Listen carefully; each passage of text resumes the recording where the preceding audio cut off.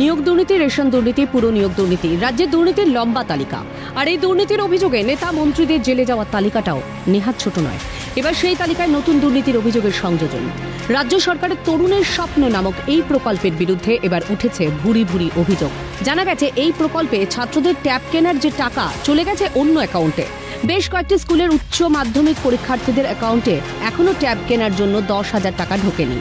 ওদিকে বছর গড়ালেই উচ্চ মাধ্যমিক পরীক্ষা, ফলে অনলাইন ক্লাস করতে না পারায় সমস্যার সম্মুখীন হচ্ছে ছাত্রছাত্রীরা। পরীক্ষার যে ইম্পর্টেন্ট নোটগুলো পাওয়া যাচ্ছে অনলাইনে, সেটা আমাদের পাওয়া যাচ্ছে না। টাকা অন্য অ্যাকাউন্টে চলে যাওয়ার পথে আমাদের অনলাইন পড়াগুলো যেটা দেওয়া হচ্ছে পরীক্ষার আগে, সেগুলো আমাদের পাওয়া একদমই যাচ্ছে না। এই সমস্যা, অনেকই সমস্যা হচ্ছে পড়ালেখার জন্য। আমার তো খুবই সমস্যা হচ্ছে, কারণ অনলাইন সব ক্লাস মিস হয়ে যাচ্ছে, করতে পারছি না।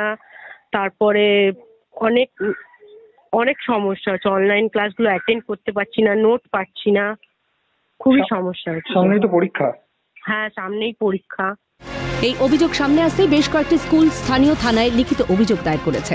এরকমই বেলগাছিয়া মনোহর একাডেমির 4 জন পড়ুয়ার ট্যাবের টাকা ঢুকে গিয়েছে সল্টলেকের একটি বেসরকারি ব্যাংকের 4 গ্রাহকের অ্যাকাউন্টে।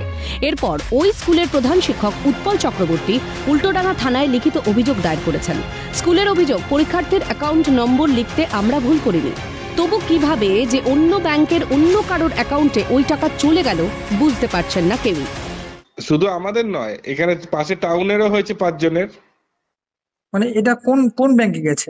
ওই একই সল্টলেকের আইআইএফসি ব্যাংকে, আইডিএফসি হ্যাঁ আইডিএফসি ব্যাংকে ওখানে গেছে, এবং একই আইএফএসসি নাম্বার।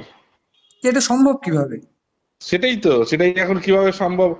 আমরা তো আমাদের আইপিএল নাম্বার থেকে ঠিক এই সব তুলে দিয়েছিলাম, কিন্তু হঠাৎ করে 5 জনের চেঞ্জ হয়ে গেল এবং ওইখানে চলে গেল। আমাদের শুধু না, আমাদের টাউনে গেছে, বেলগাছিয়া মনোহরে রয়েছে। আমি না একা ভুল করতে পারি, আর সবাই তো আর ভুল করেনি। না সেটাই, হ্যাঁ, রাজ্য জুড়ে বেশ কয়েকটি স্কুল এরকম ঘটনা। হ্যাঁ, এবার ডিআই তো আমার ঘরে দোষ চাপাতে গেছিল। তারপরে আমি ডায়েরিও করেছি সমস্ত ব্যাপারটা। কোন থানায় ডায়েরি হলো? এই শ্যামপুকুর থানায়। আমারটা আমি শ্যামপুকুর থানায় করেছি। আপনার কতজন ছাত্র এরকম ভুল হয়েছে স্যার? আমার 5 জন। তখন আমরা ওই বাংলা শিক্ষা পোর্টাল থেকে ওদের নাম তারপর আইএফএস কোড, ব্যাংকের ডিটেলস, এগুলো পাঠাতে হয়। এখন আমি যখন এবছর পাঠাই, এবছর যেটা হলো তাতে হচ্ছে 5টি ছেলে মেয়ের নাম। তার মধ্যে আমার 100 সামথিং ছেলে পরীক্ষা দেবে এবার এইচএস এ। তার মধ্যে 5টির নাম আমরা আমাদের মতন পাঠালাম, কিন্তু ওটা ছাপা হচ্ছে, মানে ওটা ওখানে যখন সেভ হলো তখন উল্টে গেল। এখন দেখুন, অতগুলো তো দেখা সম্ভব না। আমরা ওটা কপি জমা দিয়ে দিয়েছি, দেখা গেল ওটা ওটা কি জানো, আইডিবিএস, আইডিবি সম্ভবত ব্যাংকটার নাম, না আইডিএফসি, এরকম সল্টলেক ব্রাঞ্চ, সেখানে ওটা চলে গেছে। এনিহাউ, আমরা যখনই এটা চোখে পড়েছে সঙ্গে সঙ্গে ডিআই সাহেবকে জানিয়েছি। ইতিমধ্যে আমি দেখলাম যে এটা ফ্রড হলেও হতে পারে, এটা আমার মনে হয় যে এটা ফ্রড কেস, কারণ আমরা তো নামটা চেঞ্জ করে পাঠাইনি। পরবর্তীকালে খবর পেলাম যে আরো 3-4টি স্কুল, এবং পরবর্তীকালে আরো শুনেছি যে কলকাতা বোধহয় 14টা স্কুল এরকম ঘটনা ঘটেছে। সবার হয়নি, ওই 4-5টা করে ছেলে মেয়ে এই শিকার হয়েছে।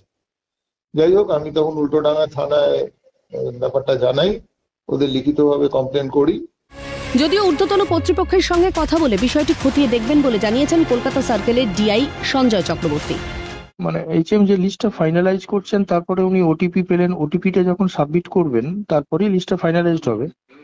এর মাঝে হয়তো 2-4টে অ্যাকাউন্ট নাম্বার হঠাৎ করে চেঞ্জ হয়ে গেছে।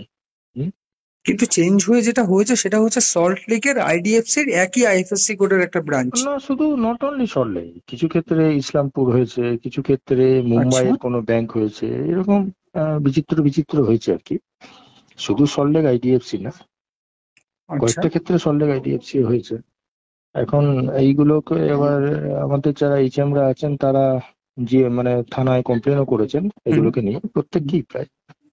এই লিস্টটাকে জট ডাউন করা হয়েছে। এবারে আমরা ডাইরেক্টর অফ স্কুল এডুকেশনের পরামর্শ নেব আগে, নিয়ে তারপর। ইতিমধ্যে এই ঘটনায় সুর চড়িয়েছে বিরোধীরা।